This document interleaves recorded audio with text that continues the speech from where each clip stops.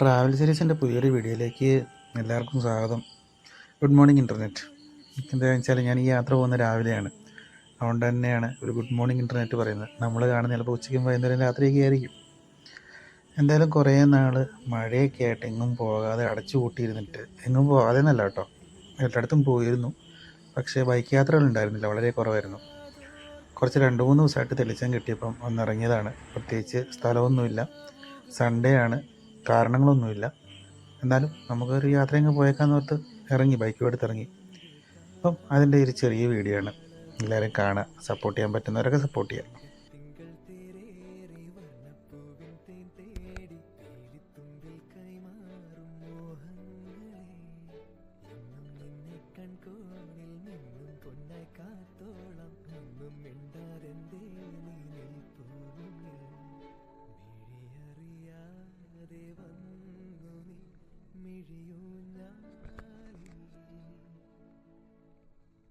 ഇത് എൻ്റെ നാട്ടിൽ തന്നെയാണ് കേട്ടോ. അതിൻ്റെ ഒരു ചുറ്റും ഒരു 10-30 കിലോമീറ്ററിനുള്ളിലായിട്ടുള്ള കുറച്ച് സ്ഥലങ്ങൾ കൂടെ, പ്രത്യേകിച്ച് ഒരു ഡെസ്റ്റിനേഷനൊന്നും കണ്ടിട്ട് പോയതല്ല. എന്നാൽ ബൈക്ക് എടുത്തിട്ട് അങ്ങ് കറങ്ങി, അത്രേ ഉണ്ടായിരുന്നുള്ളൂ. മഴയൊന്നും ഇല്ലാത്തതുകൊണ്ടും കുറേ നാൾ കൂടിയിട്ട് നമുക്കൊരു തോർച്ച കിട്ടിയതുകൊണ്ട് തന്നെ ഭയങ്കര സന്തോഷം തോന്നി. നമുക്ക് ക്യാമറയൊക്കെ ആയി, ബൈക്കും ആയപ്പം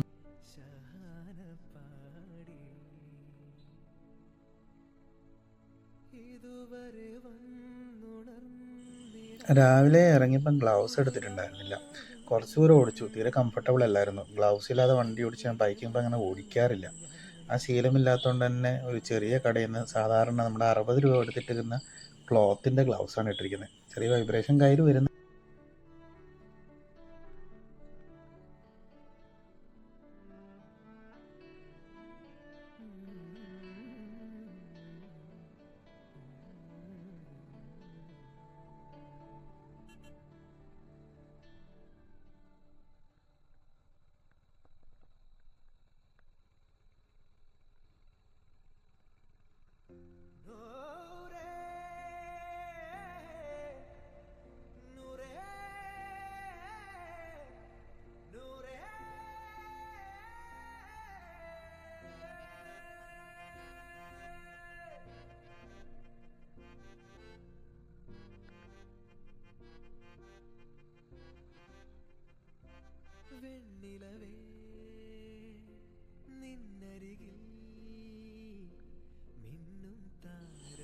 ഈ ഒരു സ്ഥലത്തിൻ്റെ മറ്റൊരു പ്രത്യേകത എന്ന് വെച്ചാൽ എപ്പോഴും ഒരു തണലുണ്ടാകും കുറേയൊക്കെ. അതുകൊണ്ട് നമ്മൾ ബൈക്കിനൊക്കെ പോകുമ്പോൾ ആയാലും ക്ഷീണം അറിയില്ല. നമ്മൾ നല്ല വേനൽക്കാലത്ത് പോയി കഴിഞ്ഞ് കഴിഞ്ഞാലും ചെറിയൊരു തണുപ്പും നമുക്ക് കിട്ടും. അതുകൊണ്ട് പിന്നെ കുറച്ച് വളവുകളും കാര്യങ്ങളൊക്കെ ഉള്ളതുകൊണ്ട് ഈ ബൈക്ക് റൈഡേഴ്സിനൊക്കെ ഒരുപാട് ഇഷ്ടപ്പെടുന്ന ഒരു റൂട്ട് തന്നെയായിരിക്കും ഇത്. ആ റോഡും അത്യാവശ്യം നല്ലതാണ്, അങ്ങനെ മോശമൊന്നും പറയാനൊന്നുമില്ല. പക്ഷെ വണ്ടികളൊക്കെ നല്ല സ്പീഡിലൊക്കെ വരും. നമ്മൾ കുറച്ചൊന്ന് ശ്രദ്ധിച്ച് പോകണം, കാരണം അപകട സാധ്യത കൂടുതലുള്ളൊരു സ്ഥലമാണ്. എന്നാലും നമുക്ക് കുഴപ്പമില്ല, സേഫായിട്ട് വണ്ടി ഓടിച്ച് പഠിക്കാൻ പറ്റുന്ന. ഇപ്പം നമുക്ക് കണ്ണൂർ ജില്ലയ്ക്ക് പുറത്തുനിന്നൊക്കെ വരുന്നവരൊക്കെ ആണെങ്കിൽ, ഇപ്പോൾ തളിപ്പറമ്പ് നിന്ന് ഈ റൂട്ടിൽ ഇരിട്ടി റൂട്ടിലൊക്കെ പോവുകയാണെങ്കിൽ അങ്ങനെ വളവുകളൊക്കെ എക്സ്പീരിയൻസ് ചെയ്ത് കുറേ കുന്നും മലകളൊക്കെ കയറി പോകണം എന്നുള്ളവർക്കൊക്കെ ആണെങ്കിൽ പോകാൻ പറ്റിയൊരു റൂട്ടാണിത്.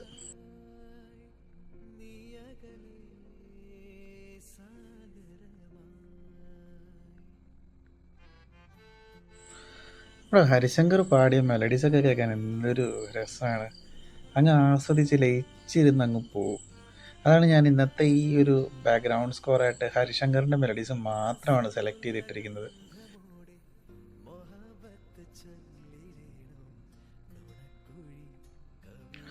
ക്യാമറ ആംഗിൾ കുറച്ചും കൂടെ ഒന്ന് വൃത്തിയായിട്ട് സെറ്റ് ചെയ്യണമെന്നുണ്ടായിരുന്നു, പക്ഷേ തിരക്കിനിടയിൽ അതൊന്ന് ചെയ്യാൻ വിട്ടുപോയി. കുറച്ചും കൂടെ ഹൈറ്റ് വന്നിരുന്നെങ്കിൽ, സ്കൈ ഒക്കെ കുറച്ചും കൂടെ കണ്ടിരുന്നെങ്കിൽ വിഷ്വൽസ് കുറച്ചും കൂടെ ഭംഗിയായേനെ. പിന്നെ ഗോപ്രോ എല്ലാത്തിൻ്റെ പരിമിതി ഈ ക്യാമറയ്ക്ക് ഉണ്ട്, എന്നാലും അഡ്ജസ്റ്റ് ചെയ്തിട്ടങ്ങ് പോകുന്നു.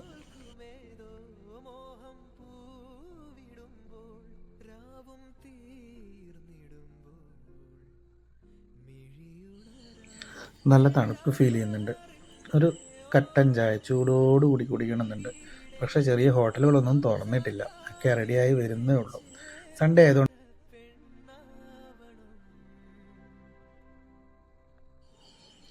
തളിപ്പറമ്പിലേക്ക് ഇനി ഏതാണ്ട് ഒരു 12-13 കിലോമീറ്റർ ഉണ്ട്. അപ്പം തളിപ്പറമ്പിലെത്തുമ്പം കാപ്പി കുടിക്കാം.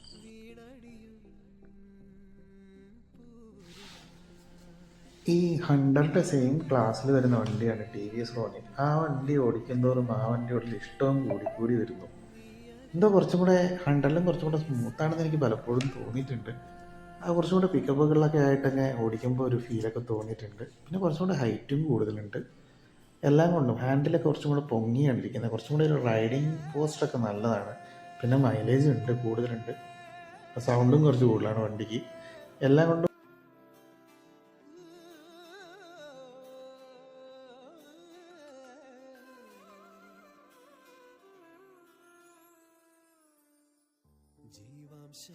ഇപ്പം നമ്മൾ കേൾക്കുന്നുണ്ടല്ലോ ജീവാംശമായി എന്നുള്ള പാട്ട്. ഇതെനിക്ക് ഭയങ്കര ഇഷ്ടമുള്ള പാട്ടാണ്. അപ്പം ഞാൻ ഈ ബൈക്ക് റൈഡല്ലാതെ എനിക്ക് പാഷനായിട്ട് ഈ വയലിൻ ഫ്യൂഷൻ ചെറിയ പ്രോഗ്രാംസൊക്കെ ചെയ്യാറുണ്ട്. അപ്പം എൻ്റെ ഈ ചാനലിൽ ഞാൻ കുറേ ഇട്ടിട്ടുണ്ട്. കുറേ ഫ്യൂഷൻ ചെയ്ത പ്രോഗ്രാംസിൻ്റെ ഒക്കെ ചെറിയ ചെറിയ വീഡിയോസൊക്കെ ഇട്ടിട്ടുണ്ട്. അപ്പം ഞാൻ ഒരുപാട് സ്ഥലത്ത് പ്രോഗ്രാം ചെയ്യുമ്പോഴും കുറേ ആളുകൾ വന്ന് ചോദിച്ചിട്ടുണ്ട് ഈ ജീവാംശമായി എന്നുള്ള പാട്ടൊന്ന് ചെയ്യുമോ എന്ന് ചോദിച്ചിട്ട്. ഇതുവരെ ചെയ്യാൻ പറ്റിയിട്ടില്ല. കുറച്ച് ടഫാണ്, അത് പഠിക്കാൻ കുറച്ച് സംഗതികളൊക്കെ ഉണ്ട്. കുറച്ച് ടഫായതുകൊണ്ട് തന്നെ ഞാൻ ഇതുവരെ പഠിച്ചിട്ടില്ല. പക്ഷേ എനിക്കൊരു തവണ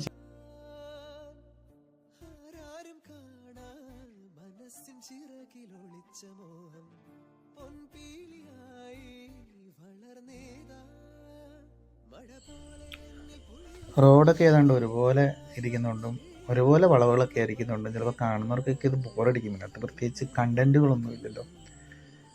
പക്ഷേ എൻ്റെ കുറച്ച് ഫ്രണ്ട്സ് ഉണ്ട്, അവർ എറണാകുളത്തും കോട്ടയത്തൊക്കെ ഉള്ളവരാണ്. അവരിതുപോലെ ബൈക്കൊക്കെ ഓടിക്കുന്ന വലിയ പ്രൊഫഷണൽ വ്ളോഗേഴ്സ് ഒന്നും അല്ലാത്ത ആളുകളാണ്. പക്ഷെ ഒരുപാട് യാത്ര ചെയ്യാൻ ഇഷ്ടമുണ്ട്. പക്ഷെ അവർക്കൊന്നും പോകാൻ സാധിക്കാറില്ല. വല്ലപ്പോഴൊക്കെ പോകുന്ന യാത്രകളൊക്കെ ഒരു ട്രിപ്പാക്കി അങ്ങ് മാറ്റി അത് എൻജോയ് ചെയ്ത് ക്യാമറയൊക്കെ എടുത്ത് പോവാണ്. അതൊരു പക്ഷേ ജോലിക്ക് പോകുന്നതായിരിക്കും, അല്ലെങ്കിൽ ഒരു ബന്ധുവിൻ്റെ അടുത്ത് പോകുന്നതായിരിക്കും, ചിലപ്പോൾ ഒരു മരിച്ച വീട്ടിൽ പോകുന്നതായിരിക്കും. എന്നാൽ പോലും അത് പോകുന്നതിൽ എന്തെങ്കിലും ഒരു മെമ്മറി ഉണ്ടാക്കി വെക്കുന്നതാണ്.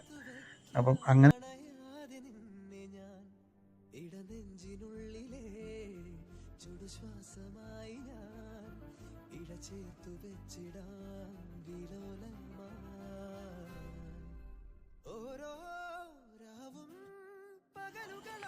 നാഷണൽ ഹൈവേയുടെ പണി നടക്കുന്നതുകൊണ്ട് തന്നെ ഞാൻ ഈ കഴിഞ്ഞ ദിവസം കോഴിക്കോട് പോകേണ്ട ഒരു ആവശ്യം ഉണ്ടായിരുന്നു. ബൈക്കിന് പോകാമെന്ന് ഓർത്തിട്ടുണ്ടായിരുന്നേ. പക്ഷേ കണ്ണൂരിൽ നിന്ന് വടകര വരെ വലിയ ബുദ്ധിമുട്ടുണ്ടായിരുന്നില്ല. വടകര എത്തുന്നതൊക്കെ ഭയങ്കര ദുരന്തമായിരുന്നു. അപ്പോൾ അവിടുന്ന് ഒരാൾ പറഞ്ഞു ബൈക്കിന് പോക്ക് ഭയങ്കര റിസ്ക് ആയിരിക്കും, ഓടിയെത്തൽ ഭയങ്കര പാടായിരിക്കും, റോഡ് ഭയങ്കര മോശമാണ്, അല്ലെങ്കിൽ പിന്നെ വേറെ റോഡ് കയറി നാദാപുരമൊക്കെ കയറി പോകണം, അപ്പം അത് കുറച്ച് ദൂരം കൂടുതലാണ്, ചുറ്റിലാണ് എന്ന് പറഞ്ഞുകൊണ്ട് ഞാൻ ബൈക്ക് വടകര വെച്ചിട്ട് ബസ്സിന് പോയി. പിന്നെ തിരിച്ച് ബസ്സിന് വന്നു. അന്ന് മഴയൊന്നും ഉണ്ടായിരുന്നില്ല. പക്ഷേ റോഡിൻ്റെ അവസ്ഥ വളരെ പരിതാപകരമായതുകൊണ്ട്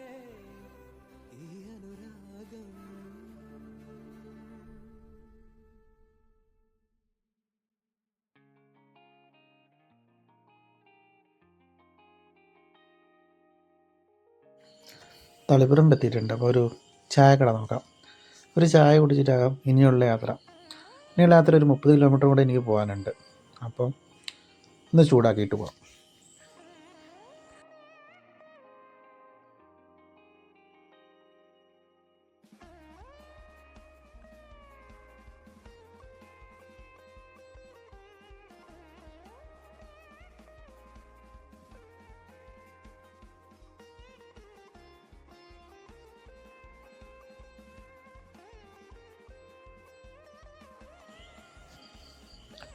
ബാംബു റെസ്റ്റോറൻ്റാണ് നോക്കിയത്, പക്ഷേ അവിടെ തുറന്നിട്ടില്ല.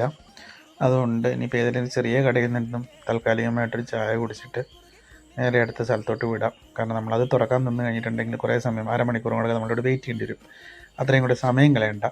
ചുമ്മാ ഒരു റൈഡ് ഇറങ്ങിയതാണ് എങ്കിലും 9 മണിക്ക് തന്നെ തിരിച്ചെത്തണമെന്നുണ്ട്. ഏതാണ്ട് കിട്ടുന്നിടത്ത് റൈറ്റിലോട്ട് പോയി കഴിഞ്ഞാൽ മംഗലാപുരം കാസർഗോഡൊക്കെ പോകാം. ലെഫ്റ്റിലോട്ട് പോയാൽ കണ്ണൂർ കോഴിക്കോട്. മുന്നേ അവിടെ സിഗ്നലൊന്നും ഉണ്ടായിരുന്നില്ല. ഇപ്പം സിഗ്നലൊക്കെ ആയി. രാവിലെ പിന്നെ സിഗ്നലൊന്നും ഉണ്ടാവില്ല, ഒരു 8 മണിയൊക്കെ കഴിയേണ്ടി വരും സിഗ്നലൊക്കെ വരണമെങ്കിൽ. അതിപ്പം കുഴപ്പമില്ലാതെ ഇവിടെ തന്നെയാണ്, ചിറവക്കിലാണ് എൻ്റെ പ്രിയപ്പെട്ട റോയൽ എൻഫീൽഡിൻ്റെ ഷോറൂം. ഇവിടെ നിന്നാണ് ഞാൻ വണ്ടി എടുത്തത്. സോഫാർ ഇതുവരെയുള്ള അനുഭവങ്ങൾ, experience, sales experience, after sale process എല്ലാം എനിക്ക് ഭയങ്കര കംഫർട്ടബിളായിരുന്നു. ഇപ്പോഴും അവരുമായിട്ട് നല്ല കോണ്ടാക്റ്റ് ഉണ്ട്.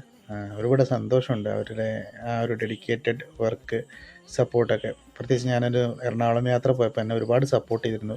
അപ്പം ആ ഒരു സെയിൽസിൽ ആ ഒരു എനിക്ക് വണ്ടി എടുത്തു തന്ന ഒരാളാണ്. പുള്ളി എന്നെ ഇടയ്ക്കിടയ്ക്ക് വിളിച്ചു. എവിടെ രാത്രി വെളുപ്പിനായിരുന്നു ഞാൻ പോയത്.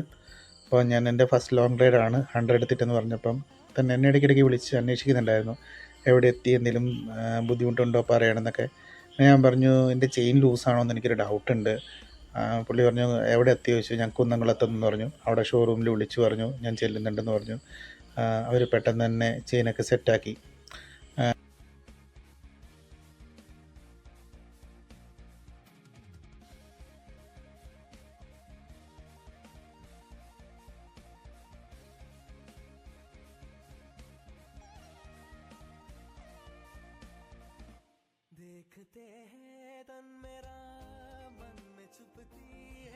അധികം കടുപ്പമില്ലാതെ മധുരം കുറച്ചൊരു ചായ തരാൻ പറഞ്ഞു.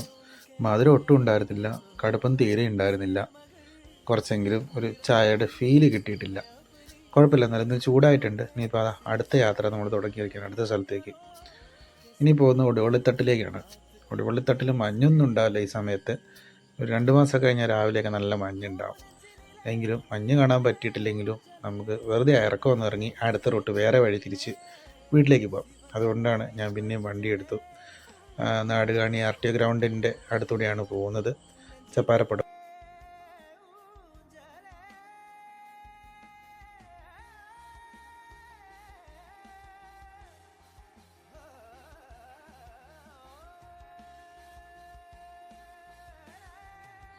ഈ ഭാഗത്തൊരു സ്പീഡ് ക്യാമറ ഉണ്ട് കേട്ടോ, കൃത്യമായി അടിച്ച് വർക്ക് ചെയ്ത്.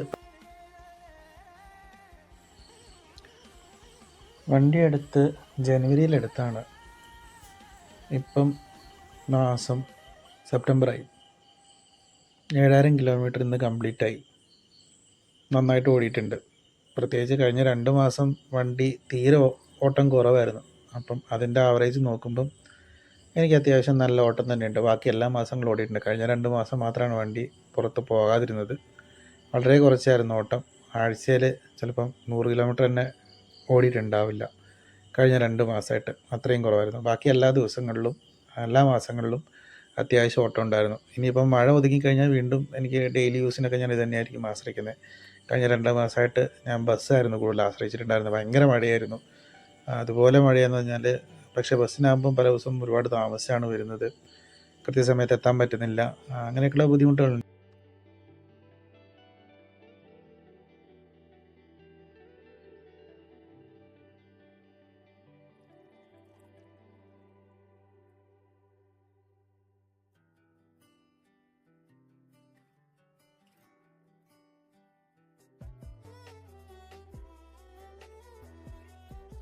രണ്ട് സൈഡും റബ്ബർ തോട്ടങ്ങളുണ്ട്. ചില ഭാഗങ്ങളൊക്കെ റബ്ബർ മുറിച്ചു. പിന്നെ ഈ പയർ ചെടി ഇട്ടിട്ടുണ്ട്. ഈ വളമായിട്ടൊക്കെ ഇടുന്നതായിരിക്കും റബ്ബർ തോട്ടങ്ങൾ വഴി. ഇങ്ങനെ കയറി കാട് പിടിച്ച് കിടക്കുന്നവരുണ്ട്. പക്ഷെ നമുക്ക് ദൂരേന്ന് കാണുമ്പോൾ നല്ല ഭംഗിയാണ് ഇത് കാണാൻ വേണ്ടി. പ്രത്യേകിച്ച് മൊട്ടക്കുന്നിലെ ഈ കാട് പിടിച്ച് പയർ ചെടികൾ വന്നിരിക്കുന്ന കാണാൻ ഭംഗിയാണ്. പക്ഷെ അതിനെന്തോ ഒരു പർപ്പസ് ഉണ്ട്. ചെടി വളർത്തുക തന്നെ ചെയ്യുന്നതാണ്. അതിനെന്തോ ഒരു കാരണമുണ്ട്. എന്താണെന്ന് എനിക്കറിയില്ല. അറിയുന്നവർ കമൻറ്റ് ചെയ്തോളൂ.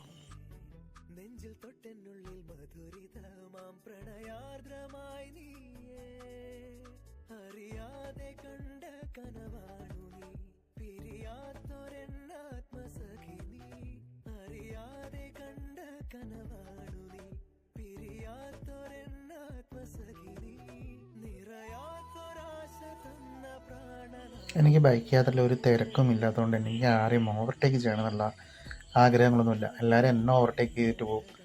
അത് 100 cc താഴെയുള്ള വണ്ടികളായാലും എന്നെ ഓവർടേക്ക് ചെയ്ത് പോകുമ്പോഴും എനിക്ക് വിഷമമൊന്നുമില്ല. ഞാനൊരു 40, 50, 60 റേഞ്ചിൽ അങ്ങനെ മൈലേജൊക്കെ പിടിച്ച് ആസ്വദിച്ച് അങ്ങനെ പോവാണ്. ഞാനും സുരക്ഷിതമായിരിക്കും, വണ്ടിയും സുരക്ഷിതമായിരിക്കും, എനിക്ക് ഓപ്പോസിറ്റ് വരുന്നവരും സുരക്ഷിതമായിരിക്കും. അതാണ് എൻ്റെ റൈഡ് പോളിസി. പരമാവധി ബൈക്കിൽ ഞാൻ 60-ന് മുകളിൽ കയറ്റാതെ ഞാൻ ശ്രമിക്കാറുണ്ട്. അത്ര വലിയ സാഹചര്യങ്ങൾ വന്നാൽ മാത്രം. അതും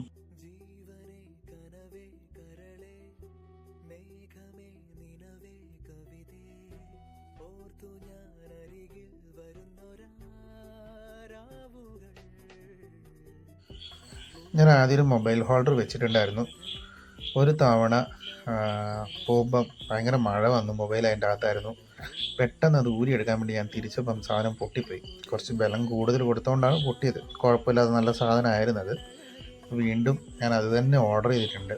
അപ്പോൾ അത് 2 ദിവസത്തിനുള്ളിൽ വരും. അപ്പോൾ അടുത്ത വീഡിയോയിൽ മൊബൈൽ ഹോൾഡറൊക്കെ കാണാം. അതും കൂടെ വരുമ്പോഴാണ് ഈ വണ്ടിക്ക് ഒരു റിച്ച് ലുക്ക് വരുന്നത്. ശരിക്കും ഹണ്ടറിന് നമുക്ക് ആ ഒരു ക്യാബിനോ അല്ലെങ്കിൽ ഡാഷ്ബോർഡോ എന്താണ് പറയുക, അല്ലെങ്കിൽ മീറ്റർ ഏരിയ, അത് കാണാൻ വലിയ ഭംഗിയൊന്നുമില്ല. ഇപ്പം എനിക്കൊരു ഹോണ്ട CB200Xൻ്റെ പോലെയോ അല്ലെങ്കിൽ ഹോർണറ്റ് പോലെയോ അതൊരു ജിക്സറിൻ്റെ പോലെയോ ഡ്യൂക്ക് പോലെയോ ഒന്നും ഒരു ഭംഗിയൊന്നും തോന്നില്ല. ആ ഒരു ഭംഗി വരുന്നത് അവിടെ ഒരു മൊബൈൽ ഹോൾഡറും മൊബൈലൊക്കെ വരുമ്പോഴാണ്. അല്ലെങ്കിൽ പിന്നെ ആലോചിക്കാറുണ്ട് അവിടെ ഒരു ഡിജിറ്റൽ ഡിസ്പ്ലേ ചെയ്യണമെന്ന്, ഒരു സ്ക്വയർ ടൈപ്പ് ചെയ്യണമെന്നുണ്ട്. ഞാൻ അന്വേഷിച്ചു, അത് മിനിമം ഒരു 10,000 രൂപയെങ്കിലും വരും അതിന്. അതുകൊണ്ട് ഞാനത് കാശ് മുടക്കുന്നില്ല എന്നുള്ള തീരുമാനം കൊണ്ട് അത് വെക്കുന്നില്ല. പകരം നമുക്കൊരു മൊബൈൽ ഹോൾഡർ വെച്ചൊരു മൊബൈൽ വെച്ചാലും മതിയല്ലോ. അത്യാവശ്യം നമുക്കൊരു റൂട്ട് മാപ്പ് മാത്രമല്ലേ നമ്മൾ ഇതിനകത്ത് യൂസ് ചെയ്യുന്നുള്ളൂ. അപ്പം അതിന് മൊബൈൽ മാത്രം മതി. അപ്പം ഞാൻ നേരത്തെ പറഞ്ഞ ഉടുവിളിത്തട്ട് എന്ന് പറയുന്ന സ്ഥലത്ത് ഇനി ഇവിടുന്ന് ഇറക്കമാണ്, ഒരു 2-3 കിലോമീറ്ററോളം ഇറക്കമാണ്. ഈ സ്ഥലത്ത് നല്ല കോടമഞ്ഞൊക്കെ വരുമ്പോൾ ഒരുപാട് വണ്ടിക്കാരൊക്കെ പല സ്ഥലങ്ങളിൽ നിന്ന് വന്ന് ഇവിടെ നിർത്തും കാണാൻ വേണ്ടിയിട്ട്, ഫോട്ടോ എടുക്കും, വീഡിയോ എടുക്കും. ഞാൻ മുന്നേയൊക്കെ പലതവണ വന്നിട്ടുണ്ട്. പിന്നെ ഞാൻ എല്ലാ ദിവസവും ജോലിക്ക് പോകുന്ന വഴി ഇതൊക്കെ തന്നെ ആയതുകൊണ്ട് എനിക്കിതിപ്പം എന്നും കാണുന്നതുകൊണ്ട് പിന്നെ പ്രത്യേകിച്ചൊന്നും തോന്നാറില്ല ഇവിടെ കാണുമ്പം. ഇതാണ് ഇവിടെ ഇറക്കം. ഇവിടെ ഒരു ഹാജി വളം എന്നങ്ങേണ്ട എന്തോ ഒരു പേരൊക്കെ ഉണ്ട്. എന്തായാലും കുഴപ്പമില്ല, നല്ല വീതിയുള്ള റോഡ്. 2 വർഷം മുന്നേ ഞാനും എൻ്റെ കുറച്ച് ഫ്രണ്ട്സ് ബസ്സൊക്കെ വരുന്ന കാണാൻ നല്ല രസമാണ്. ഇവിടെ നിന്നാണ് ഇതാണ് ഞങ്ങൾ മീറ്റിംഗ്, ഇവിടെ നിന്നാണ് ഞങ്ങൾ സ്റ്റാർട്ട് ചെയ്ത്. അത് നല്ല മഞ്ഞായിരുന്നു ജനുവരി 1-ന്. അതിന് മുന്നത്തെ ഒരു വർഷം ഞങ്ങൾ പോയത് അതും ഗ്രൂപ്പായിട്ടായിരുന്നു. അത് കരയാത്തുംപാറ കോഴിക്കോട് സ്ഥലമായിരുന്നു. പിന്നീടുള്ള വർഷം എനിക്ക് ഗ്രൂപ്പ് കിട്ടിയിട്ടുണ്ടായിരുന്നില്ല.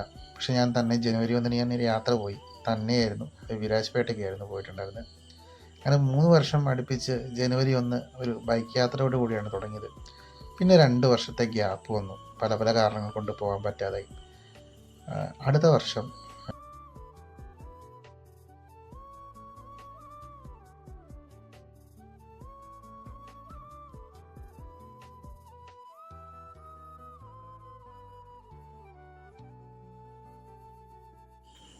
ഒരു കിലോമീറ്റർ കൂടെ കഴിഞ്ഞ് കഴിഞ്ഞാൽ ഞാൻ യാത്ര അവസാനിപ്പിക്കും. യാത്രയല്ല, ഈ വീഡിയോ ഞാൻ അവസാനിപ്പിക്കും. പിന്നെ വേറൊരു വീഡിയോ ആയിട്ട് അടുത്ത ദിവസം അധികം താമസിക്കാതെ ഞാൻ വീണ്ടും ഇടും. അപ്പം എന്നെ കാണുന്ന കുറച്ച് ഫ്രണ്ട്സ് ഉണ്ട്, അവർ തന്നെയാണ് എൻ്റെ ബലം. അവരിതും കാണും, എന്തെങ്കിലും ഒരു കമൻറ്റ് എനിക്ക് തരും, സപ്പോർട്ട് തരും, വേണ്ട നിർദ്ദേശങ്ങൾ തരും. അതെനിക്കൊരു ധൈര്യമാണ്, സന്തോഷമാണ്. അപ്പം അങ്ങനെയുള്ളവർക്ക് വേണ്ടിയിട്ട്. പിന്നെ എൻ്റെ എറണാകുളത്തുള്ള കുറച്ച് ഫ്രണ്ട്സ് ഉണ്ട്, ബൈക്ക് റൈഡേഴ്സ്, അവർക്കും വേണ്ടിയിട്ട് ഞാൻ ഈ വീഡിയോ ഡെഡിക്കേറ്റ് ചെയ്യാണ്. അപ്പം പുതിയൊരു വീഡിയോ ആയിട്ട് കാണുന്നവരെ പഴയ വീഡിയോകളൊക്കെ കണ്ട് നിങ്ങൾ പിന്നെയും പിന്നെയും കണ്ട് കുറച്ച് വ്യൂസ് കയറ്റി തരണമെന്ന് അഭ്യർത്ഥിച്ചുകൊണ്ട് ഞാൻ ഈ വീഡിയോ അവസാനിപ്പിക്കുകയാണ്. ഇതാണ് പറഞ്ഞ കരുണാപുരം പള്ളിയുടെ അടുത്തെത്തി. തൽക്കാലം ഞാൻ ഇവിടെ വെച്ച് എൻ്റെ ക്യാമറയൊക്കെ ഒരു ബാഗിലിട്ടിട്ട് നേരെ വീട്ടിലോട്ട് പോവുകയാണ്. അടുത്ത യാത്രയിൽ കാണാം. നന്ദി.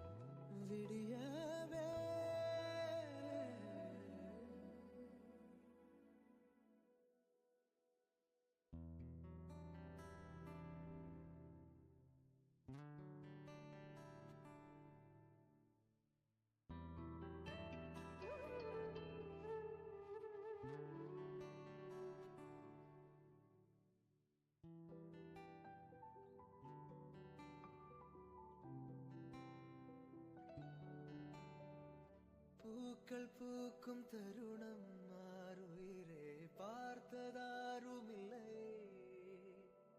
புலரும் காலை பொழுதை முழுவதையும் பிறந்த போவதில்லையே. நேற்று வரை நேரம் போகவில்லையே, உனதருகே நேரம் போகவில்லை. எதுவும் பேசவே